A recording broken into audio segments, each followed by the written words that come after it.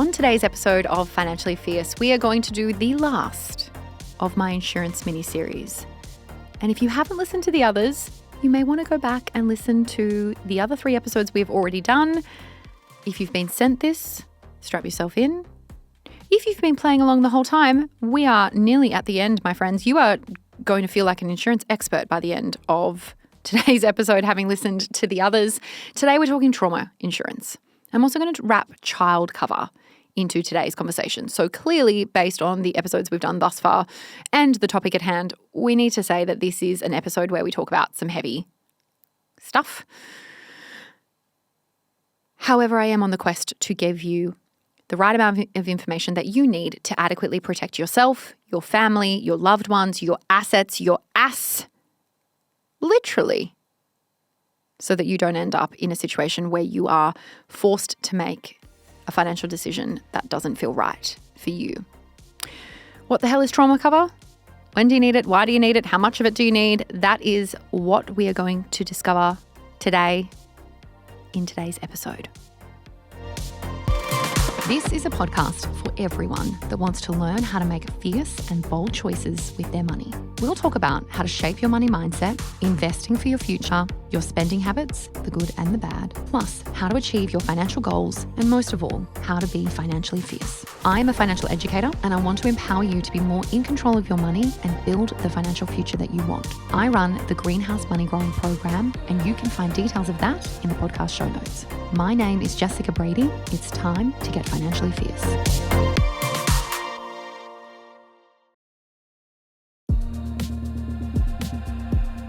All right, let's get some language stuff up front out of the way.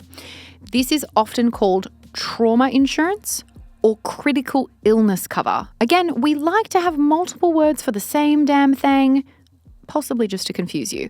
Now, I just want to also call out, this is an interesting name because, frankly, what you might define as a traumatic event versus what this cover actually covers you for might be quite different. So I believe that trauma insurance, if my history is any good, was started, I think, in South Africa. I could be wrong. I love that I give you all of these pieces of information with an asterisk of, I haven't fact-checked this ahead of the episode, so please go and do your own research. Just the gift that keeps giving.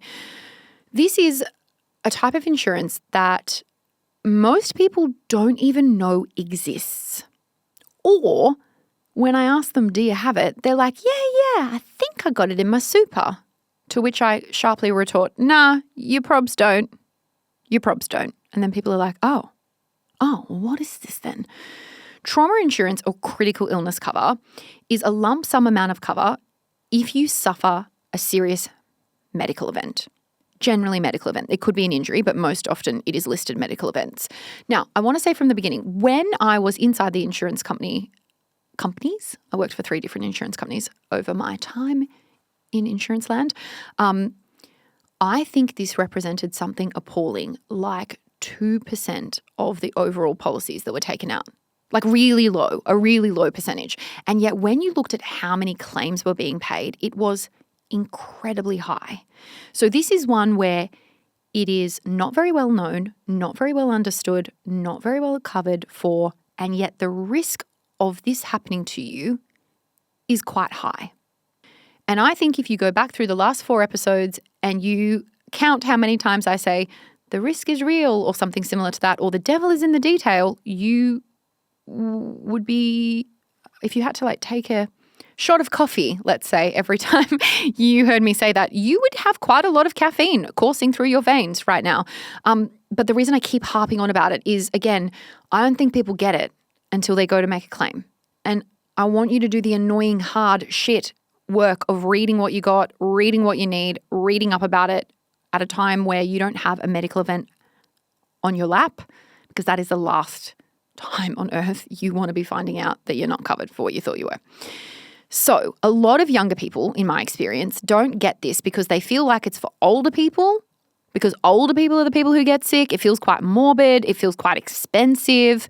And it's just not talked about from a societal perspective. Or we just assume, Jess, I got private health. Babe, I'm covered. And like, I wish you were going to be fully covered.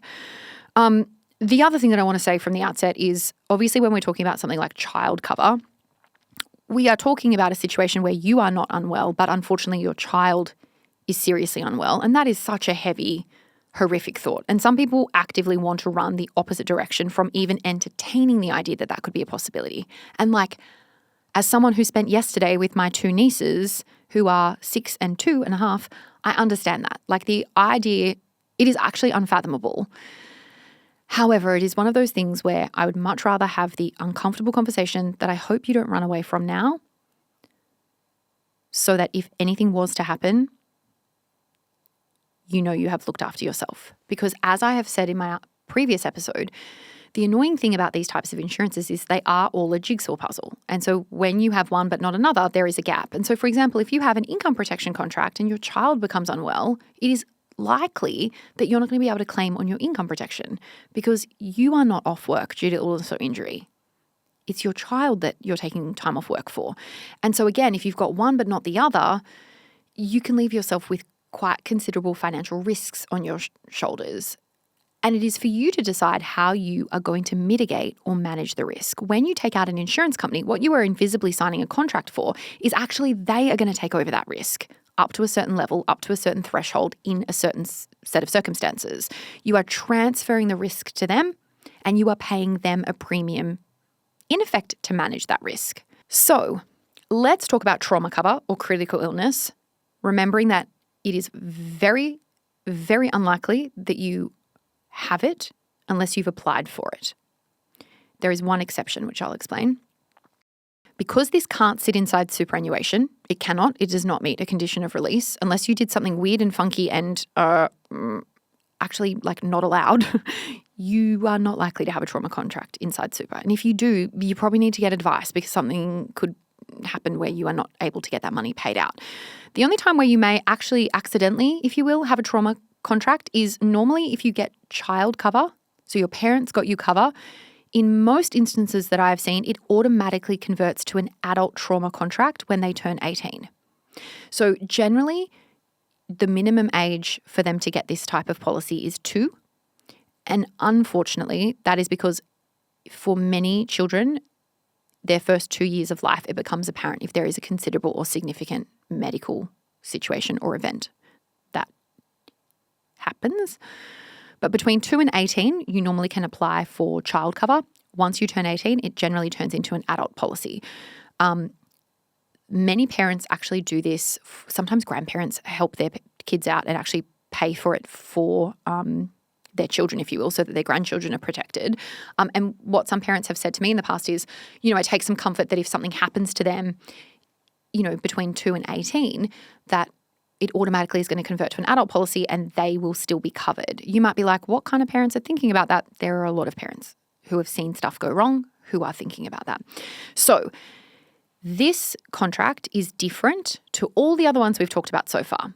Life insurance, you're not here anymore. Lump sum cover. Income protection, monthly amount in arrears, up to a certain percentage if you can't work due to illness or injury. Total and permanent disability, can you do your work ever again? Either in any occupation or own occupation definition. Trauma insurance is actually not related to your capacity to work. It's actually related to the severity of your illness and whether it is a condition that is covered or not. Now, in some ways, that's great because theoretically, you might still work while you're suffering or have suffered one of these injuries. How great is that? We're just finding the silver linings wherever we can. But in all seriousness, there is no requirement for you to be off work generally for a period of time. So you might want to or have to or keep working. But the flip side to that is you might be like, well, I have this weird, obscure, very rare condition that is not covered in the list of conditions that is seriously costing me money, that is seriously impacting my life, and I can't work, and I didn't get income protection because I decided for whatever reason not to get it. And trauma isn't paying me. We're back to that jigsaw puzzle gap. So, trauma insurance and child cover generally have a list of specified conditions. very clearly defined. They cover X, Y, Z, all the way down from A to Z, all types of medical conditions. Trauma insurance for children or child cover generally has a lesser list, so less conditions covered. But as I mentioned, generally at age 18, it automatically converts to a full adult trauma cover, which incorporates or encompasses a lot more. And look, if you look online, you'll see we cover 54, we cover 63, we cover, 57. Like all of them will have slightly different numbers in terms of the conditions that they cover. But we are talking about serious illnesses. And the vast majority of claims that I saw that were successful for trauma was cancers, heart attacks, strokes. They were the big ones. There are lots of other things that are covered, but in terms of precedence or propensity, I don't know the right word, the most common claims, you can tell I need coffee. You need so much coffee before you do any talking on these types of things, I think. Cancers, heart attacks, strokes. Now, within those, there are specific conditions that need to be met. So it's not just like, oh, you got told you had cancer, we'll write you the check. It but it depends what type of cancer you had, at what level you had it at, and whether you are eligible for what they call a partial payment, so a percentage of the amount that you're covered for, which normally happens when it's an earlier stage event, or a full payment if you met the full definition. Now, not all of the definitions or conditions that are covered have a partial payment option, or you might need to take out like the plus or the extra bells and whistles to get some of those partial payments. But the idea would be, okay, you suffered an event, but you got it or caught it, which I just then called gaught it. You caught it early, so your need is less. But we recognize that you have something and it does require some level of treatment and there is some level of impact. Therefore, we're going to give you a partial payment. As opposed to you find out you have something and it's quite advanced, you meet that full payment, you get paid out the whole amount. Now, it does differ obviously from total and permanent disability because they're not looking at whether you can ever do your job again. They're looking at, did you meet the right level? And for someone who has cancer, you can probably imagine it can be really hard potentially for someone to decide, well, could they ever do their job again? We don't know. They're too early on in their treatment stage, or we don't know if they're going to go into remission or recover fully or whatever. So they are, again, different to each other. You have one and not the other. You have a risk that you need to decide how you're going to manage. So I think most people need some level of trauma cover. It's a big statement.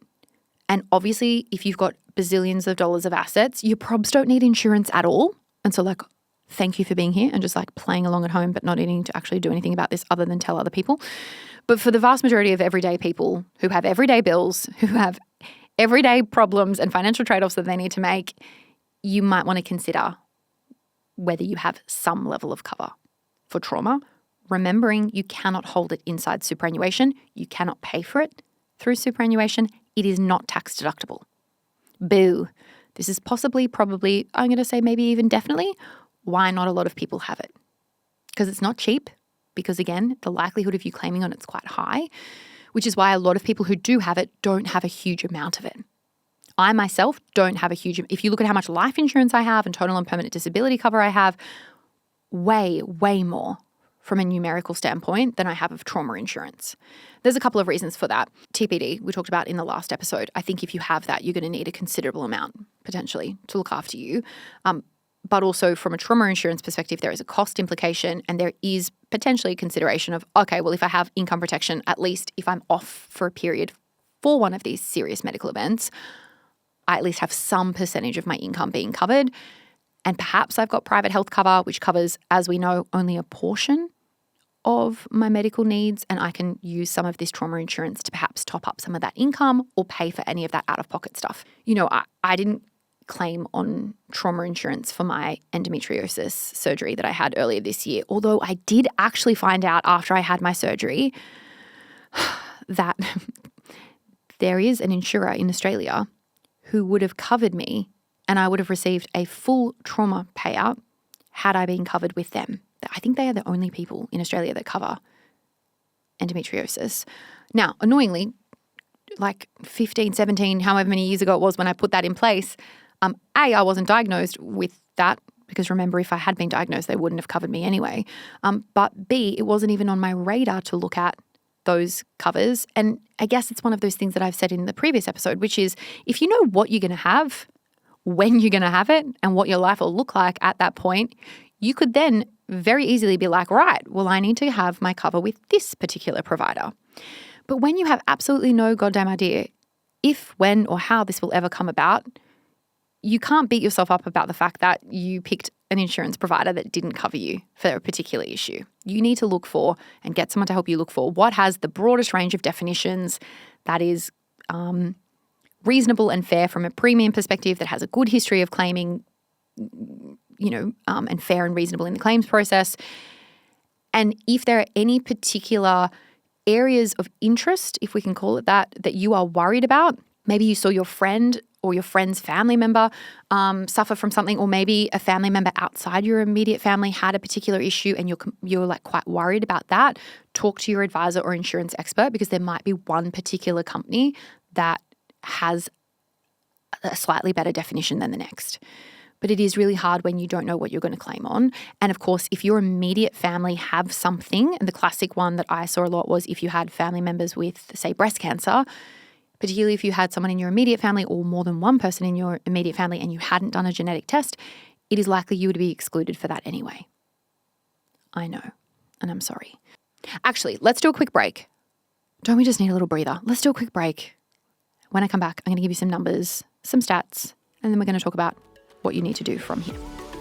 If you're after personal financial advice, don't get it from a podcast. If you would like help based on your own personal situation, head over to moneypodcast.com.au, click Get Help, and we'd be happy to introduce you to one of our trusted professionals. Our panel of vetted financial advisors and mortgage brokers work with people all over Australia so they can connect with you wherever you are. That's moneypodcast.com.au and click Get Help.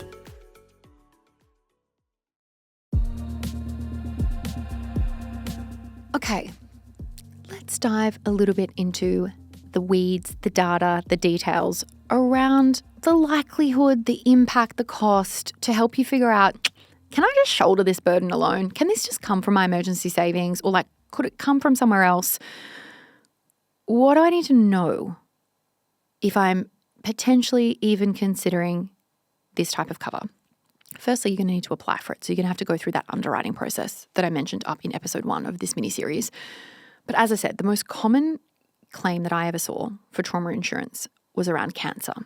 And using this cost of care report, which is from Zurich, volume 2, they say that cancer was the leading cause of death and terminal illness for women and men, and the leading cause of trauma and health events claims for men and women, representing more, I think it's meant to say more than, but it just says more.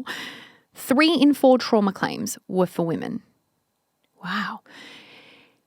Get this, and this probably should have gone in the episode we did before, but it said cancers were also the leading cause of TPD claims for women and the second most common cause of claims for men, which is based off their claims in 2022. So obviously these are quite severe, I would imagine, cancer diagnosis where it is rendering them unable to work again. So you can see how this can interplay with both trauma insurance and total and permanent disability. Now, if you had all of these packaged in one policy, we sometimes call these riders. I think of it almost as like, did you ever watch like The Two Fat Ladies, or was that just me and my English grandmother, where there was a lady who had a bicycle and then she had the other lady on like a cart on the side and they would go around and cook? They were fabulous. I wish they were still around to do it again. It was a cooking show. It has nothing to do with insurances. But if you think about the cute lady, I forget her name, that was in the cart, she was like the rider. I know, the examples my brain spits out should be studied. So if you think about how this works, often what you'll have is life insurance as like the main motorbike, if you will, and then the rider benefits sit as like the little carriages, I don't know what those things are called, on the side. So if you had a life insurance policy and you had total and permanent disability and trauma insurance as rider benefits, I'm doing inverted commas, you can't necessarily claim on all of them. So if you claim on your trauma cover, in most instances, it will reduce your total and permanent disability by the same amount. So let's say you had $200,000 of trauma cover, you had $1 million of life insurance and total and permanent disability cover, TPD, if you got paid out your $200,000 from a cancer event from trauma, normally what will happen is it will reduce your life and total and permanent disability contract by that $200,000. So that $1 million turns into $800,000. Now, for some, but not all contracts, they will have something where after 12 months, potentially, it comes back. So you go back to $1 million. Not always. If, however, you have life and total and permanent disability as one policy, so the total and permanent disability is a rider, it's sitting on the side like that cute lady. One of them's name was Jennifer. I'm sure of it. I just don't know which was which, but let's presume, I think Jennifer was actually riding the motorbike. Anyway, the other one, that's your TPD that's riding. If you have what's called standalone trauma insurance, you pay more premiums because it doesn't interact with the other policies. So let's say we use that example. You have a standalone trauma insurance, you have a life insurance and a rider benefit of TPD for $1 million. You claim on your trauma insurance for $200,000, you get paid out the $200,000. Now, because it was a standalone contract, it wasn't a rider benefit to your life or TPD, they didn't reduce. They are still $1 million. If then it is somehow decided that you are totally and permanently disabled, because as I'm just reading, it was a large portion of claims for cancer that are paid out for TPD, you wouldn't be paid out the $800,000 because remember, it hasn't reduced. They're not interacting with each other. You'd be paid the full $1 million, assuming that you meet that definition. So there are also things in terms of how you structure it and what you need to be careful of from a risk perspective and whether you can, it's called a buyback, whether you can buy back cover after you claim or not, that needs to be thought through. Again, this is why you want someone to help you bloody do it, because how are you meant to know all this stuff? Your prob's not. So cancer and the financial impact of cancer it's pretty considerable. So this is what has come out of the Cancer Council of Australia 2022-2023 pre-budget submission. It says the financial impact of cancer on households is growing at an estimate of 6.8% per annum, with out-of-pocket costs continuing to be felt by cancer patients beyond their initial diagnosis and treatment period.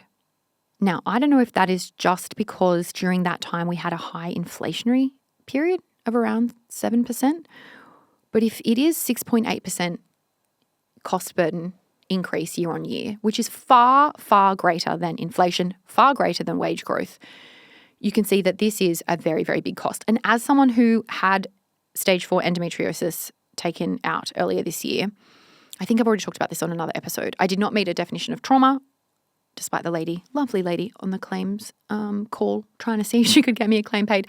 I had $8,000 out of pocket, I think, or $10,000. It was a huge amount of money just for my surgery, let alone the impact to my business and my income, because remember that would be income protection. But there was all of the other ancillary costs. I went back into hospital 3 times. The third time I had to have emergency tests and I did it privately because that's what my surgeon wanted, because he wanted me to had to figure out what the hell was going on that day. Those tests alone, CT, ultrasound, I had emergency blood tests. I feel like they were all. That day, that Friday morning where they found what was going on, I had a bowel obstruction post-surgery. That in itself was another $1,500 just that day, just those tests, not covered by private health cover. So I didn't even suffer one of these quote-unquote traumatic events, although let me tell you, I would disagree with that definition. There was considerable costs. So if you have something like cancer, I can't even imagine the other costs. God knows how many hundreds, if not thousands of dollars I spent at the chemist, going back to my GP and having to pay the out-of-pocket cost there, booking back in to see my surgeon. Like there are just so many costs that you don't think about. I was able to drive. Other people cannot. They're not well enough to drive. They have to get taxis or Ubers. They might need to ask a friend to take time off work. Like there's just a lot of costs that you want to think about. So apparently in 2023, 165,000 Aussies were diagnosed with cancer. The most common were prostate, breast, melanoma, and bowel cancer. Let's kind of give you a bit more detail because it can actually vary quite a bit. And I realize it's a little bit morbid, but I think knowledge is power. And I'd rather you have more than less knowledge when it comes to insurances. Okay, so I believe the most commonly claimed cancer in trauma insurances is for melanoma, which is skin cancer. There are 3 different types: basal cell carcinomas, squamous cell carcinomas, and melanomas. If you look at a trauma contract, you'll see there are probably 3 different definitions. So they'll define each of those. And they may even have a partial element that is available for one, or maybe all of them. I can't remember off the top of my head. But this is what I mean in terms of you need to meet the threshold to be able to be paid out. If you have a melanoma, they just lump it all together as melanoma/skin cancer, which I don't know if that's right or fair, given melanoma seems to be its own one, because then they go on to say melanoma is the most dangerous form of skin cancer, but they have used melanoma as the heading. So I'm just going with what they've done. Sorry if this is not the wrong language. And I'm thinking of Anne Gately, and hello if you're listening, who I interviewed in another Financially Fierce episode, who actually had a melanoma and talked about her own journey. And she was insured, and she talked about that from a personal perspective as well. But apparently the average OOP, which I'm assuming is out-of-pocket expense or price, per active treatment is $5,600 up to $7,680. I don't know how many active treatments you need to go through, but again, I had dinner at a friend's house last Friday night, and his mother has been quite sick with cancer for some time, and he said that I think maybe 17 years ago, 15 years ago, many years ago, were able to access this particular treatment that was not government funded yet. I think it may now be, but I'm not 100% sure. But it basically was $1,500 a week. And they were financially able to support that. But I hate the idea that if you didn't have that money, you were not afforded the option to live. Something about that feels extraordinarily unjust. And yet that is the reality. And maybe it's not. Maybe you don't need to pay that now. But she certainly, from what he said, wouldn't be here now. And she still is. Had she not been able to cough up the cash, considerable amount of cash, that was just for that treatment. That didn't include any time off work or all the other things that she would have had to cover. Money, unfortunately, when it comes to health, buys you options. I think money buys you options in all areas of your life. But when your literal life is on the line,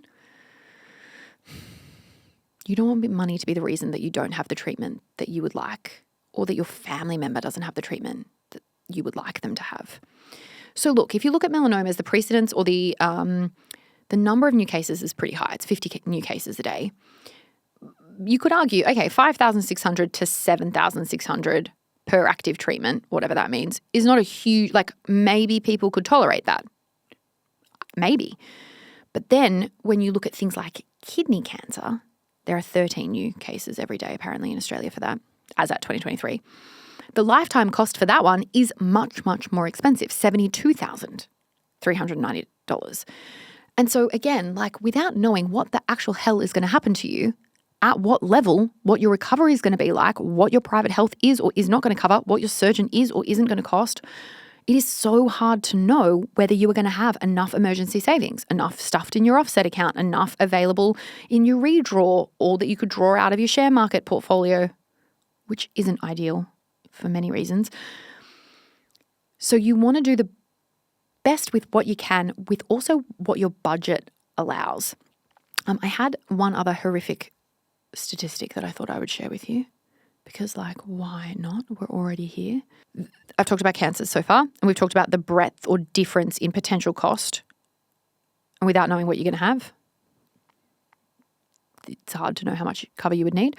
The other one I mentioned was around heart issues. So coronary heart disease, which they have abbreviated to CHD, is a huge, there are 155 allegedly, this is in 2020, so this data is a little bit old, 155 acute coronary events every day in the form of a heart attack or unstable angina. Around 12% were fatal. Goodness me. So if you have a heart attack, which happens to, in 2022, happened to 430,000 people in Australia, you need to think about how would you fund any out-of-pocket costs for that? Now, I think we probably all know someone that has had a heart attack. And you know, sometimes they can be events where they're in hospital maybe a day or two, maybe they get a stent put in, maybe they're really lucky and they just get told you need to take better care of yourself and look after yourself and go to the doctors more or walk more or what have you. I am absolutely going to get roasted and possibly pulled off air or never invited to Christmas again for sharing this story. But I'm like 99.99% sure that my parents don't listen to this. So my dad, who is my stepdad, who I've talked about in other episodes on this mini-series, he's a big lad. Let's just say he's a big lad. He is a ex-footballer. He's 6'3", probably shrinking now, but he was 6'3", or slightly bigger. And let's just say he has he wears triple XL shirts. That's probably the nicest, kindest way that I could say to him. Hi, Dad, if you're listening, and I hope you're well. Especially because you've been to the doctors today about an unrelated issue, which is different to the story that I'm sharing. Anyway, about 10 years ago, my parents had a cat, which he allegedly was allergic to, which we found out he was not allergic to. And for the very first and only time, as he went to bed, the cat sat on his chest. I can't remember if I've told this story in the podcast, and if I have, skip forward a minute or so. He thought this was very weird because he believed himself to be allergic to the cat, so he didn't really go near the cat very much. Don't worry, we loved it so much instead.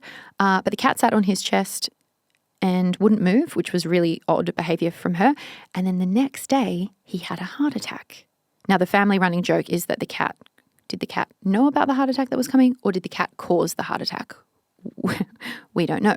Anyway, my dad was very, very lucky, and many people are not. So I shouldn't really joke about this because this is a huge issue. But he went to, he had a stent, I think, from memory put in. And the doctor said to him, listen, mate, you need to walk more and you need to get some weight off you. And so my dad hatched the most ridiculous plan on earth just to try to lighten the mood, because I realized the last few episodes have been quite heavy. My parents live in quite it's not really a country town, but it's kind of everyone knows everyone sort of place. And my dad goes to what can only be described as the local town hall, which happens to be a pub where everyone seems to meet, like many Australian small towns. And so he thought he would take the advice from his cardiologist. It's too good not to say it, to heart. And he started walking to the pub. He thought, this is brilliant. I'll get my steps up. I'll do as I'm told, but I'll still be able to go to the pub. I think that's questionable. But anyway, that was the path that he chose. Annoyingly, because it's a small country town sort of vibes, everyone knew him and kept pulling over on the side of the road because they were like, why is he walking? What is he doing? Is his car broken down? And he had to keep sending people off and saying, no, I'm getting my steps up so that my heart gets healthier. We literally were like, we think we need to make him a shirt saying, not broken down, walking to the pub for heart health. The irony, my friends, not lost on me. That was how he decided he was going to, quote unquote, get healthy post his heart attack. I know. So we all know someone who's had a heart attack, probably. For some people, like my dad, they have a really lucky encounter where maybe it does spur them to take different health measures. Maybe it is a congenital issue. Maybe it is something that is far more severe. We know for women, they are much more likely to not know that they're having a heart attack. It can be one of the biggest silent killers for women, but it is also one of the biggest trauma claim events that we see.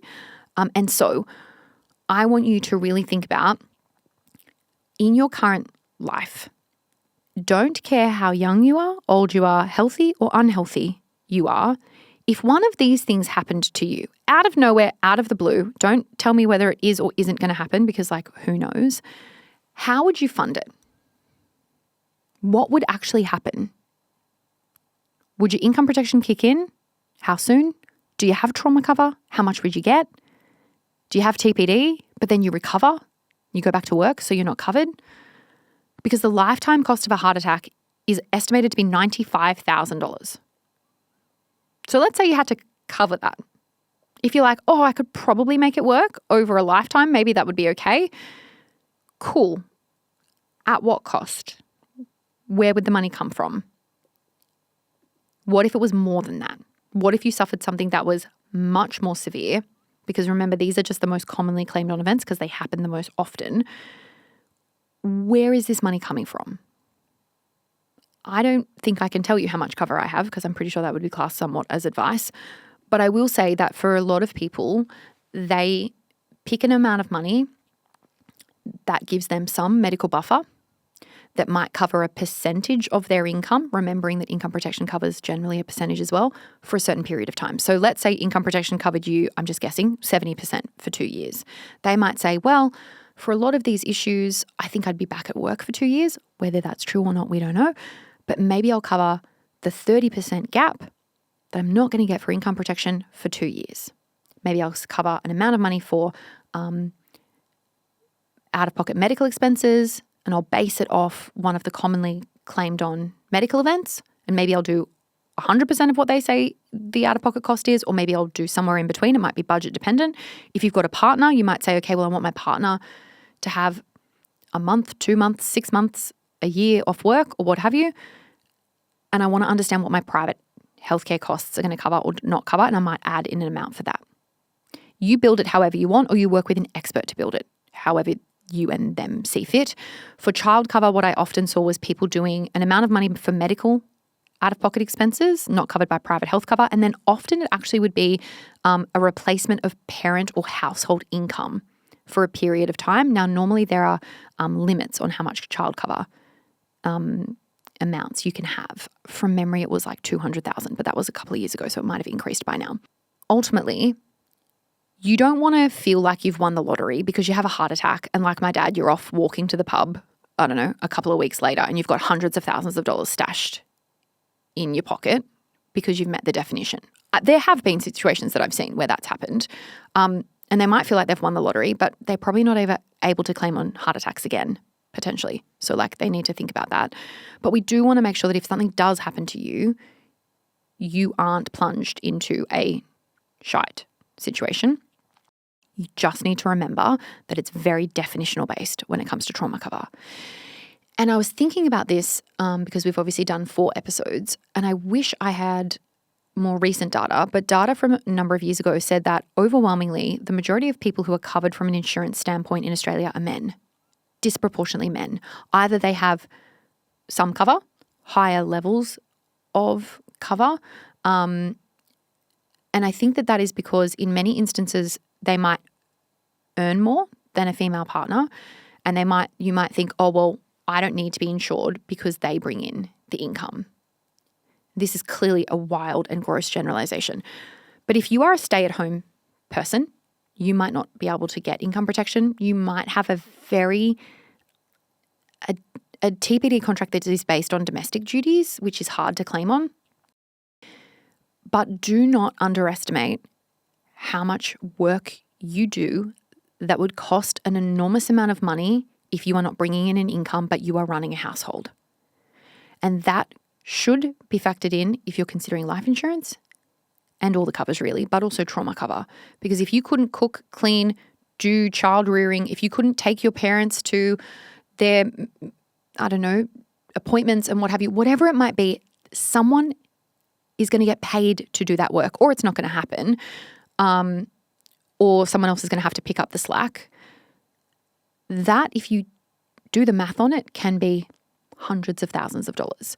So just in case throughout these episodes you've been thinking, we don't really need it for me, like this is not necessary, I think we need to say that at a societal level, we do not value unpaid care work. We do not see it as the work that it is. However, if you need to start paying for it, you will quickly see that that amounts to a huge, huge amount of money. So to wrap up my mini-series,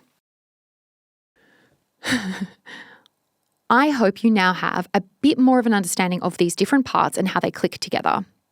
How having one doesn't mean that you are out of the danger zone, because if you suffer something entirely different, one of those things may not cover you. It is always a balance between getting the contract that is going to have good definitions, be priced at a point that is going to make sense for your budget, be structured in a way that is suitable, so potentially potentially considering whether any or part of something could sit inside super or not. Making sure that you've got the right beneficiaries, especially for life insurance, because it's a non-estate asset. And over time, as you build your assets, looking at how you can potentially reduce your cover to reduce your cost. Growing money means that we are looking at building our wealth and simultaneously protecting it. One without the other does not financially free make. So, your job is to now go and see whether you have trauma insurance, and do not check your super statement because it will not be there. If it's not there, if you don't have it, go and talk to an insurance expert.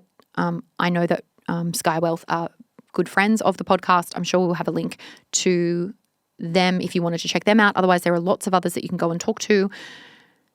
If you don't do it now, when are you going to do it?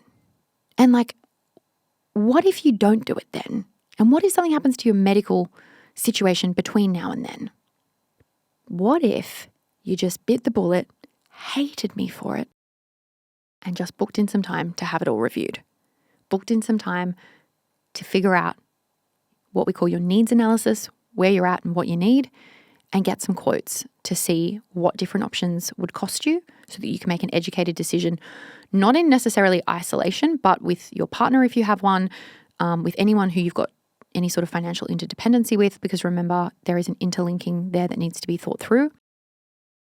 We put our money in the kitty, we cross our fingers and toes, and we hope that it is not something that we win the quote-unquote insurance lottery on. If you have additional questions that I haven't covered in this 4-part mini-series, and I'm sure you do, because there is so much that we could have gone through, you can DM me, JessBrady _financial advice on Instagram. You can put it in the Money Facebook community, or you can email me, hello@jessicabrady.com.au. For my greenhouse alumni or members, you will know that we give you all of the calculators, and we go into much more detail in our last week of our greenhouse program. So go and check out that content if you've already done the greenhouse and you need a refresher.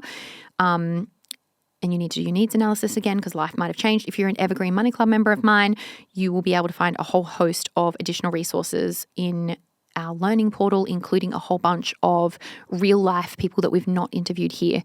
That is our member only exclusive interviews on the Evergreen Money Club Learning Library. I hope this has helped you. I hope you get your insurances sorted. And I hope if you ever do need them, you reach out and tell me, because that will make me feel very validated for spending the last few weeks with you in the trenches of insurance. You know what to do now. Go and be financially fierce. Bye. We acknowledge the traditional owners of country throughout Australia. We pay our respects to elders past and present. Any advice is general financial advice only, which does not take into account your objectives, financial situation, or needs. Because of that, you should consider if the advice is appropriate to you and your needs before acting on the information. If you do choose to buy a financial product, read the product disclosure statement, PDS, and target market determination, TMD, and obtain appropriate financial advice tailored to your needs. Jessica Brady is an authorised representative of Paragem Pty Ltd, authorised representative number 1259972, AFSL 297276, ABN 16108571875, corporate authorised representative number 1305567.